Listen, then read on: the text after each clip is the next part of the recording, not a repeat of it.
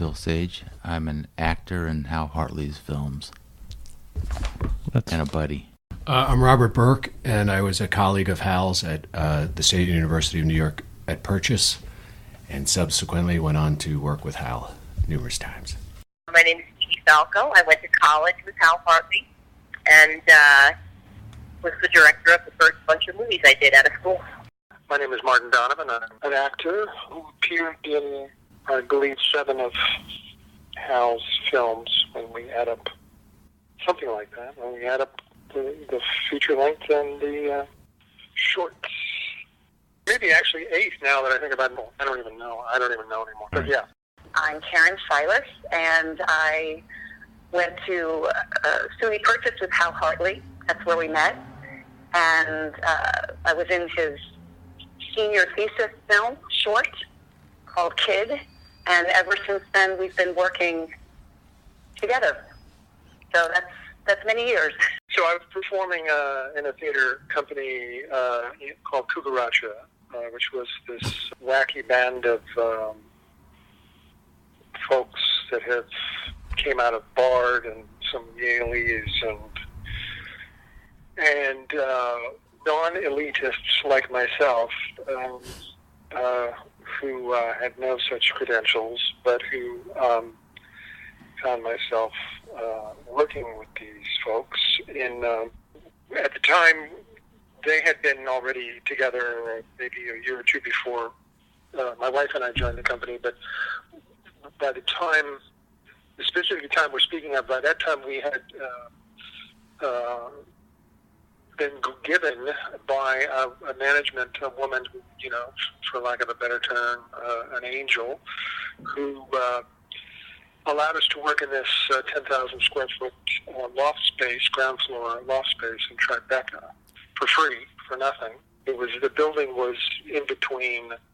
It was more or less derelict at the time. I mean, they were hanging, obviously, they were just managing it, but it was before it was eventually converted into bazillion-dollar condos, and I think there might be a restaurant, and I don't know what's in the ground floor. But anyway, so we were working in this, and we were doing various kinds of,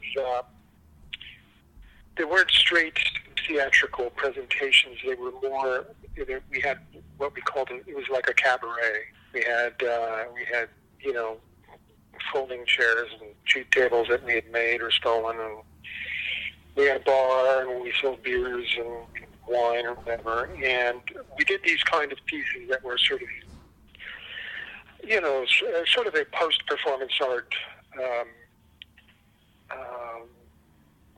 some of them glorified skits, some of them more developed, different kinds of theatrical pieces, and one of the members of the company was Julia Mueller, was her name at the time. She had gotten cast in The Unbelievable Truth. And none of us knew anything about Hal Hartley. We didn't, he was an unknown person, and there was no. And he, of course, had come out of Purchase, so we had no mutual friends, and nobody in this company knew any of that circle. So she was coming back telling on these tales of this incredible experience she was having on shooting The Unbelievable Truth. And she brought Adrienne and Hal to a performance at Cucaracha to see, and I can't remember what the show was that I happened to be in. And after the show, she said, Hal said, you might be right for his next movie. And I'm pretty sure, this is my memory, maybe I've written this after the fact, but I'm pretty sure I said, that's great, I'll wait by the phone. Very bitter, even long before I had any reason to be bitter. But anyway, in fact, it was about a year later, if my memory serves, that he somehow got a hold of me, called, and asked me to come down and read for, which turned out to be Trust. And I did, and I went and I met with him, and I read with Adrienne was there, and I met with him and Adrienne at their office, if I recall, when he had one on 39th Street at the time. And it felt, my memory of it was that it felt just like a glove, fitting. It just, it just felt kind of like, there are times when directors call or something, and out of the blue, if you're lucky enough to get those calls. I've had a couple, and it just feels like destiny. It just feels like, from the minute you get the calls, I just know that I'm going to be working on this film. But anyway, that's sort of how it felt. I remember it seemed like it clicked. I don't remember all the details of it, but I don't remember if I went away and then he came back. I can't remember the details. But anyway, he cast me in the film. He cast me in the film, and that was that. And we started to, we had to get to know each other a little bit. We started hanging out, and one of the things that happened right away was we became, I think we clicked on a lot of levels very quickly, bonded as friends very quickly, even before we shot the film. There was a rehearsal period, but I think even before that, we were hanging out in bars and having beers and discussing the world and getting to know each other. And we had similar. I came from the West Coast, suburban / white suburban Catholic background, and he came from a Lindenhurst version of that, also raised Catholic, although not as strict as I was. We had a lot of sort of, we shared a lot of sensibility based on that, and we got each other's jokes, and so we clicked on that level, and then we got into rehearsal period, and then we headed out to Long Island. Maybe I think it was on set. I think it was just on set, maybe for the. No, that's not right. No. I had seen you in plays. Oh, that's all right. Right. But where? See, it's so long ago, Adam. Yeah. Okay. Well, you once said in an interview not long, like last year, a couple of years ago, you thought that, like, Edie brought you to a party at my place, at one university place. Yes, that's sort of that's where you had seen me in a play, and now I remember. You had seen me in a play at my freshman year at SUNY Purchase, and you had left me a note, and Edie knew who you were, Edie Falco, and we were dating at the time, and she said, "Oh, he's great, you'll love him." And then all these years later, at the time, Edie, then my friend, brought me to some party, and that's where I met you. Yes, because by then we would have made, if I was living on one university, we would certainly have made The Unbelievable Truth by then, and I guess we had already shot Trust. So Edie and I had made 2 movies back to back. Well, that party was before that, because that's where this was before that party was where I met Bob. So you just finished. But I also did I did that small, just walking across frame with Gary Sauer or something. And of course, Adrienne right. Shelley, yeah. So in '83, I did a play with him. I forget the name. We'll have to ask Hal. Something about the Wild West country, and that's where I met Bobby and Bill and Edie all around that same time. And then he was doing a senior thesis film, and I only found this out later. Just recently, Hal has been doing a Kickstarter for the Trilogy, Long Island Trilogy, which brings up to this conversation, obviously, today. And he said that he asked me to be in his senior thesis film, and as you weren't supposed to use the theater company, the actors of the school, he had to go outside. But I did it anyway. I wasn't supposed to do it, but I did it anyway. Why? So, why did they not want that to... I don't know. I don't know. Really interesting. We should ask Hal about that. But maybe they wanted the film department, the director, writer experience to have actors outside of the conservatory. I don't know why, because it was a brilliant experience, and and we bonded immediately. And then I went on to do Trust and Simple Men, and Mid Rifle. What are the other? Oh gosh, I can't even. I said Trust. Mm-hmm. Flirt. Yeah, so that was our beginning. I think when I first met Hal, we were both students. He was in the film department. I was in the acting program, and at that time, as actors, you were furnished to the film program for different, classes. One was called Scene Director's Workshop, and I remember we collaborated on a Joycean. It was Joyce. Short story. It was The Dead, was it? No, The Boarding House. The Boarding House. Wow. But from that collection. Yeah. Wow, but Molly Bloom. Not Molly Ringwald, Bloom. Molly Bloom. McMillan. This person. Oh, McMillan was Yes. this actress. I thought you meant a character in the No, Molly no. is Bloom is Molly. Anyway, go ahead. Oh, so we met, and I knew Hal, and then I think a little later on, a colleague of Hal's in the film program, Steve O'Connor, was shooting his maybe junior film, and Hal was working the camera, and we worked on that project.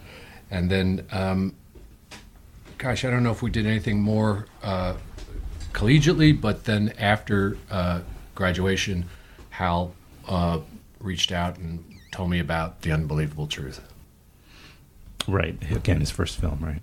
And what was the process for getting going on that film and you're being cast in it? I don't know. We'd kind of been, I guess, peripherally in touch over those years. I think it was 4 years after graduation that you began production, 1988.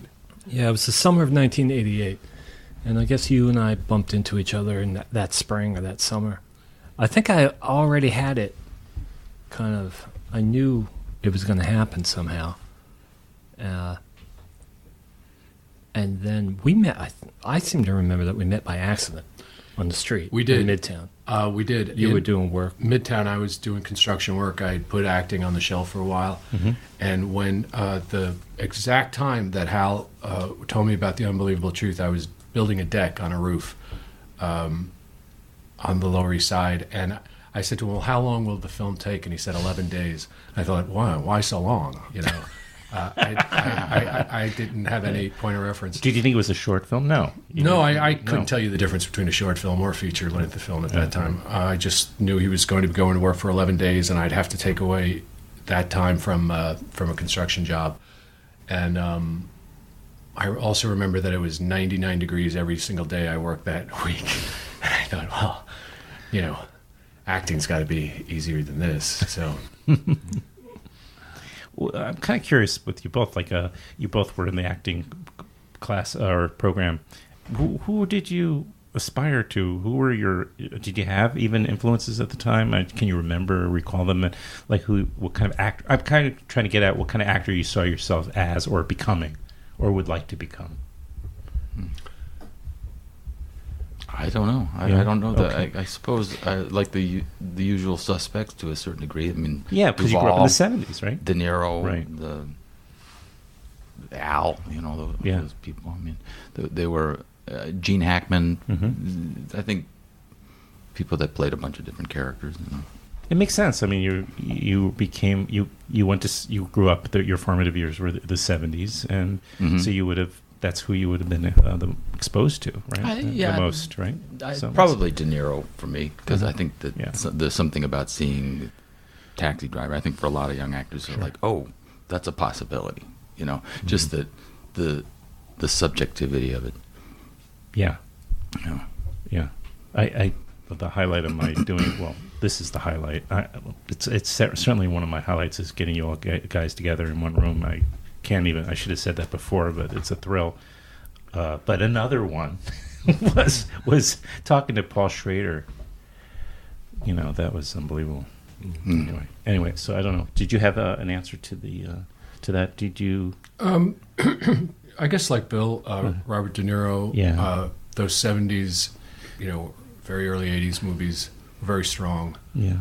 Usually with a lead male character who was very subtle. And So Robert Duvall, I think, really made an impression on me, because there was with all the metaphors or what have you, there was a truth to his work, and you thought this guy is inhabiting a role rather than, you couldn't see any of his gears working. But even, who did I glean from? Jackie Gleason, I swear to God. I was thinking the same thing. Yeah, I mean, amazing. Yeah. The shtick, the comedy, the truth, he's going to hammer it home. He's going to shove it down your throat in terms of, presentation. And I always admired, he was a visceral, then you subsequently find out that I never knew his lines. And Incredible, yeah. So, and he played funny man and straight man in the same. Absolutely. He'd start the skit as, with Alice, he's the funny man, and then with Art Carney, he's the straight man. And all of a sudden, you're completely sympathetic and empathetic with him. And, yeah. But there are definitely scenes in The Honeymooners where you think, like, this guy's a psychopath. Total psychopath. I mean, Ralph is a psychopath. I'm going to punch my wife in the face so hard she's going to go to the moon. And he seems to mean it. For a split second, he seems to mean it. Yeah, no, he's all in. Hey, Bob, do you remember Bob Costas? I was thinking when we were shooting Simple Men, Bob Costas had that show and he did a double with Robert Duvall. Yeah. Maybe it was 3. Oh, right. And Bob and I we were in different hotel rooms. No, he was in the next hotel room, but we're on the phone. I can't tell you, I can't get enough of this. This is unbelievable. Yeah, I remember what Duvall said in one of those interviews, and he was talking about George Raft and these types of guys. John Garfield, and he's like, I didn't think they were very good actors at all. And Costas is like, why not? He goes, well, people didn't talk like that. Maybe they did, but there was such a style to that. Sure. Hey, Jimmy, come on over. He goes, I don't know that people spoke like that. So there was this, style that. Anyway, Duvall was just infinitely, compelling to listen to. Speaking about acting and critics, when he went off on critics, where do they go? Do they go to college for critic school? Do they get a critic diploma? Right. And it was just wonderful because he's speaking for actors. Right. He was great. I think we met in college, but right. It's I don't recall those circumstances. God knows. I mean, most of us were drunk. So, but I do remember he, at some point, asked to have lunch with me, which seemed odd, and that it went to ask me if I would be in his movie. He was going to make this movie, and he wanted me to be in it. And I can't recall ever having been that excited. I'd never been sort of courted in that way. I never thought of it as the choice being mine. You know what I mean? Right. So, of course, I said yes. And that was that. As to whether or not I understood what he was doing and his style, at some point, I can't remember when I saw Unbelievable Truth, if I saw it. I must have seen it before we shot Trust, but you know what? I don't know. I certainly saw it before Trust came out, but I remember seeing The Unbelievable Truth and thinking that my reaction was, this feels like home to me. Mm-hmm. It was like coming home. Mm-hmm. It was like, it just felt like this is where I live.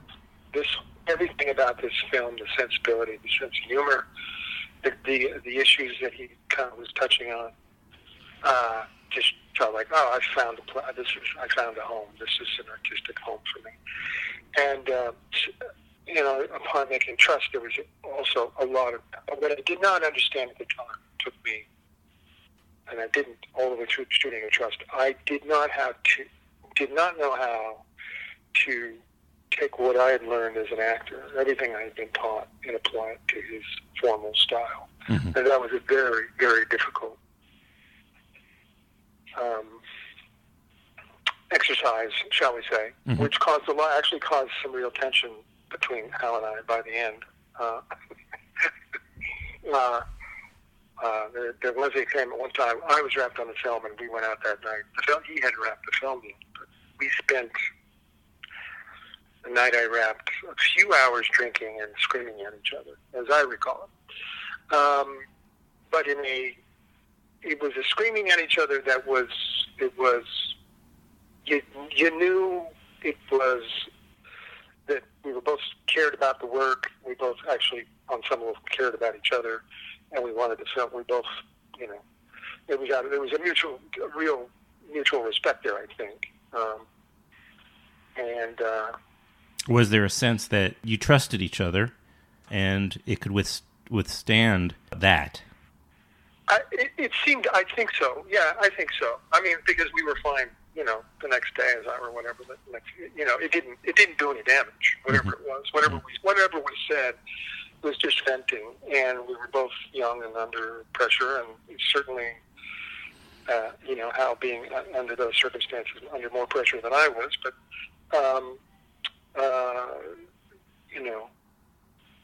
it was all good. It was all part of the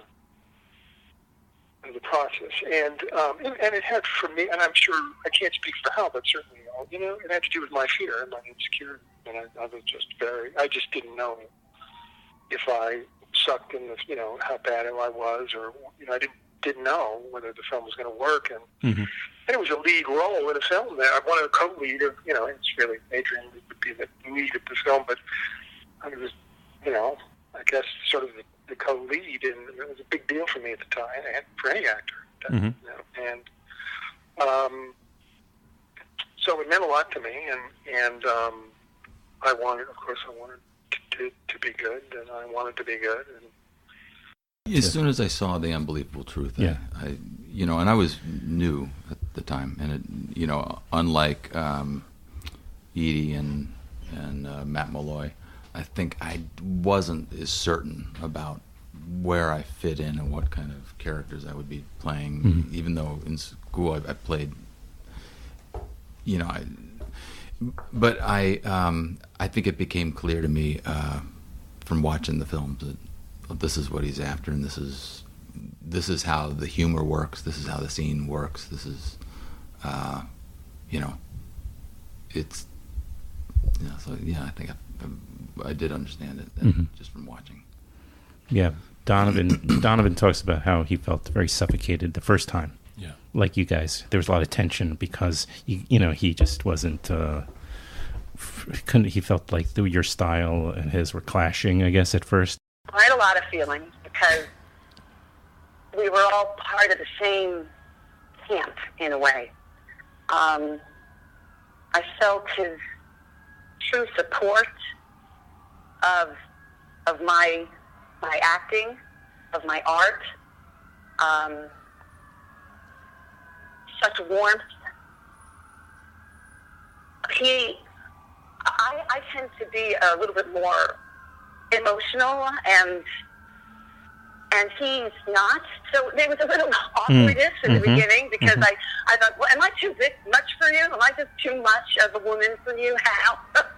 So we would have conversations like that and joke around.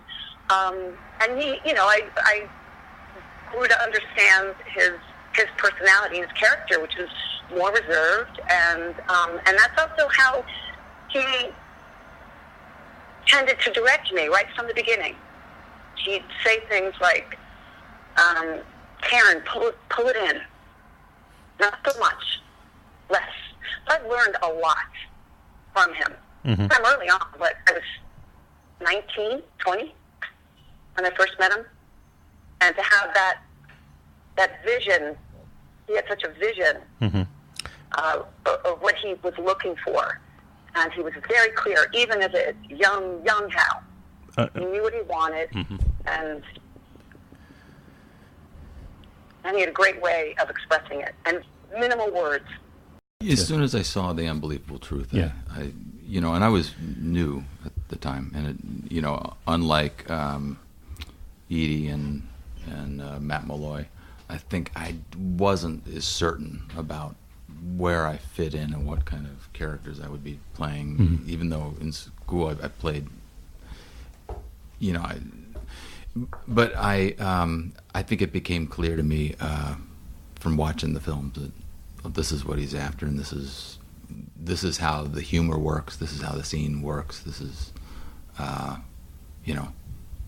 it's, so yeah, I think I did understand it just from watching.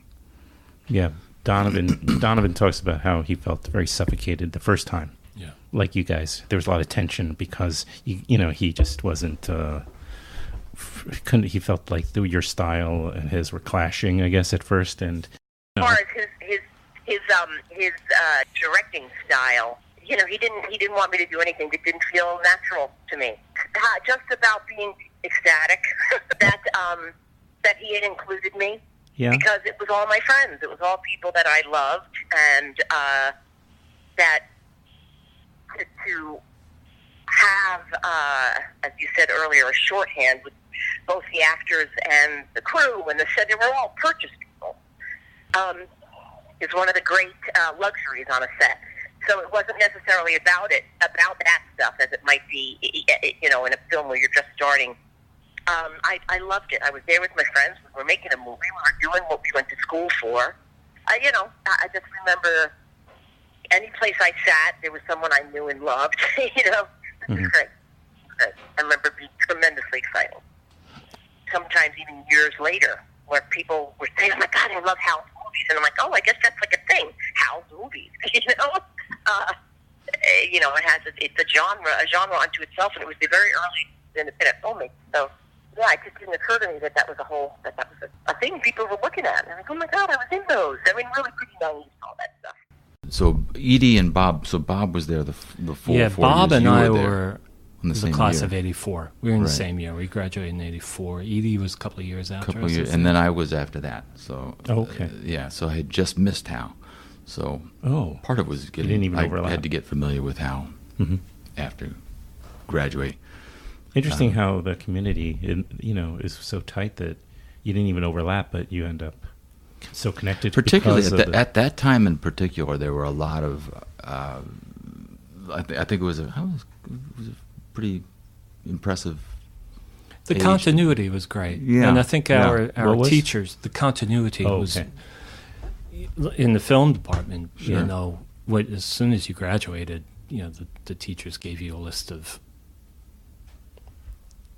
last year's student graduates and student graduates they were like before them, and just said, social media network. Try to get you work. That's amazing. Just call these numbers, and that's what you do. The first thing you do is get a phone answering machine, plug it in, and you call all these numbers, and then if you're lucky, a couple of weeks later, somebody, I remember Eric Mandelbaum calling me. Mendelsohn.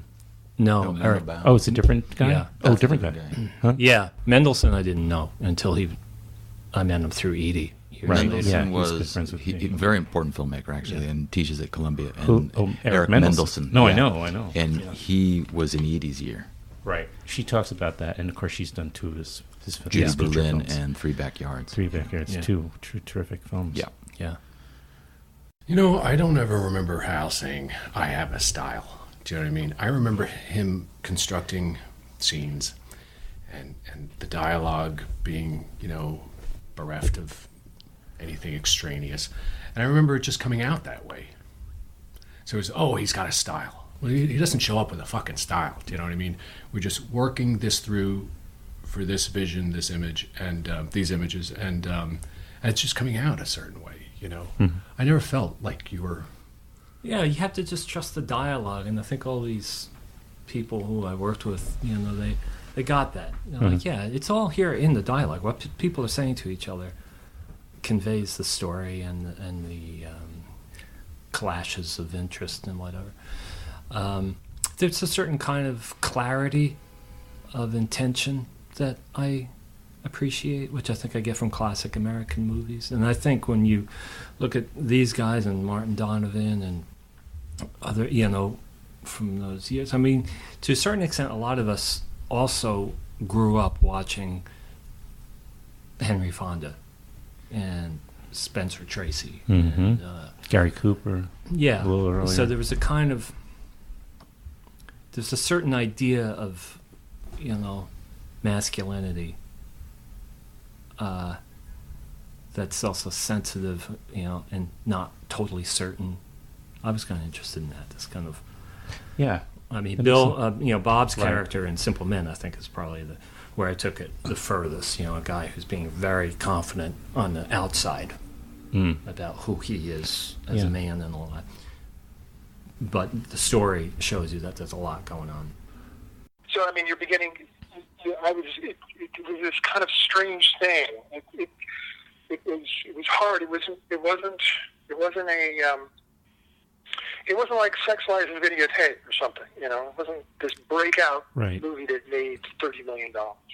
And it certainly wasn't something like, or these other films, indie films that broke out and made huge, with huge box office and that kind of recognition and success. It was this very solid, critical, and a fan base that developed right for Hal around the world, but it was not, he never broke out. So there was never, so from the actor's standpoint, in terms of a career, it had sort of strange, it didn't immediately translate into getting offered movies from Hollywood. I mean, that just didn't happen. Mm-hmm. So, on the other hand, Jane Campion called my agent, said she wanted to meet me after the piano for Portrait of a Lady. So, you know what I mean? It was a strange. Right. It was just, and it's still to this day is kind of and it remains that way today, because for as much as he has this global, and he has a global fan base, and I still, to this day, get jobs based on directors or producers who tell me that Hal Hartley is the reason they got into films. I mean, I meet people on sets today. Wow. I mean, they could be assistant directors or cameramen or grips or whatever. I mean, it's not every day, but it still happens that people will come up to me and say, Hal, those movies are why they had a huge impact, yada, yada, yada. So, but it's sort of niche, I don't know how to describe it beyond that. We were part of 10 top films. That's all I know. I mean, everything was just so overwhelmingly new for me. I remember walking out on the red carpet right after the screening, and we're all standing in a line. I'm holding Hal's hand, and we're just looking, and I'm like, what do I do? What do you do? Because the paparazzi was all over the place. And you said, Karen, just move your head from left to right, slowly, and smile. And as he's saying under his breath, that was quite an experience. Yeah, pretty phenomenal. The Unbelievable Truth was nominated at Sundance for Best Film. You were at Toronto. Toronto, I think we got like the audience love fest. The festivals love these movies, though, right? I mean, by and large, Toronto, nobody wanted this film for anything for a year. Okay. We'd like hanging around like going, all right. I can't tell you how many times I've carried those cans around to different distributors and stuff, only to have to go back and get them again and bring them back. Well, we were in competition. But then all of a sudden, Simple Men was in the main competition at Cannes. Yeah, okay. Yeah, but 2 years later. Okay, yeah. By then, but at the beginning, it took a long time. No one knew what to make of The Unbelievable Truth for a year. And then it was like cast at the 11th hour in Toronto. Mm-hmm. And they sent me a ticket. I went by myself. Mm-hmm. And I got there, and we were on the front page of the Globe and Mail, the main newspaper.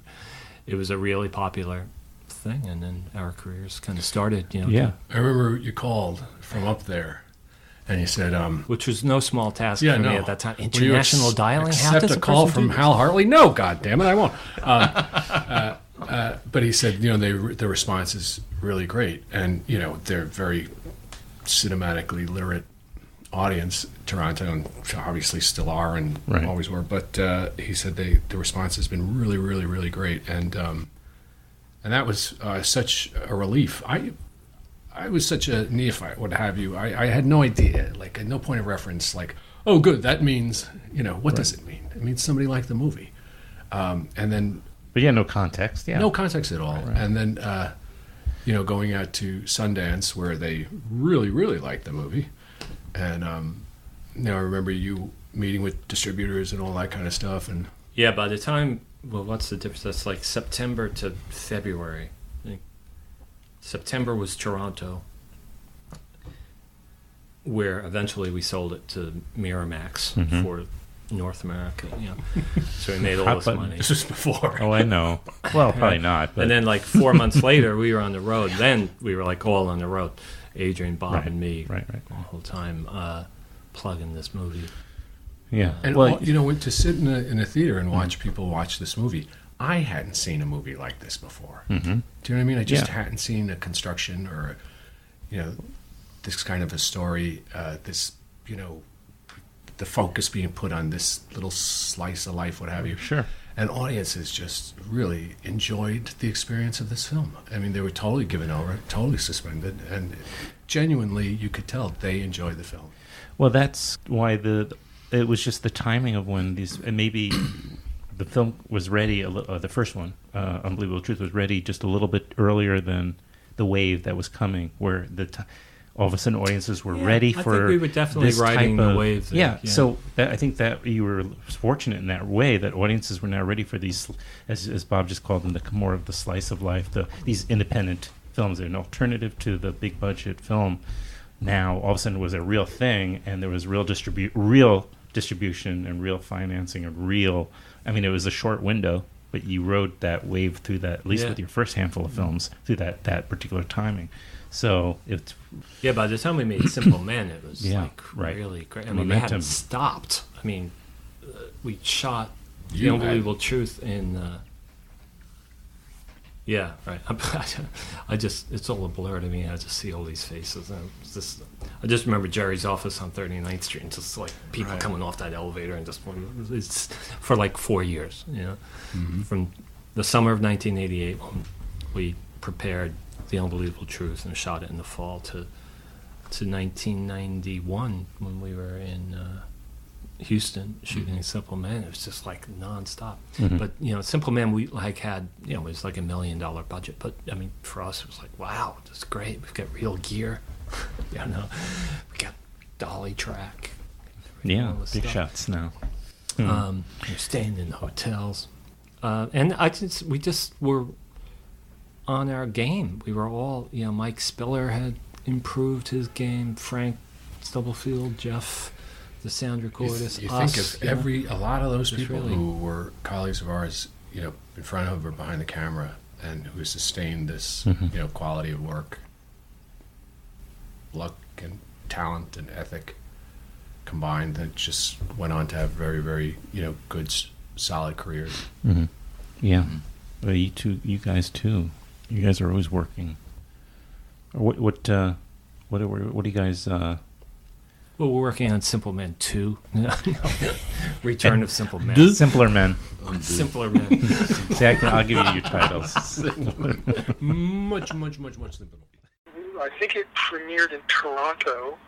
This would have been September. This would have been still in 1990, because we shot it in April, and I think it made it into Toronto in September. Mm-hmm. We went up there, and the responses, everything was very good. And then we went on to Sundance, and we won the Screenwriting Award, the Waldo Salt Award. The Waldo Salt, yeah. Mm-hmm. Yeah, and again, there was really a great response, and then I started getting attention from Hollywood, and of course they were already all over Adrienne, and that's a whole other discussion. We can talk about that. And then, I guess the reviews in New York, were good. If I remember, they were quite positive. But it didn't really occur to me. I mean, it was really the international sort of all the cities around the world that his films, those two, and then Simple Men began to. The impact they had in all those other places that it took me a few years to sort of realize, what was happening. And for instance, for Isabelle Huppert to write him a letter, if I have it correctly, she reached out to Hal saying she would love to do a film with him. This would have been, whenever that happened. Who was that? So, Isabelle Huppert. Oh my goodness, right, of course. Mm-hmm. Well, my gratitude for Hal having called me when I was, I was 21 or something, and said, I'm making a movie and I want you to be in it. That, is a piece of my DNA now.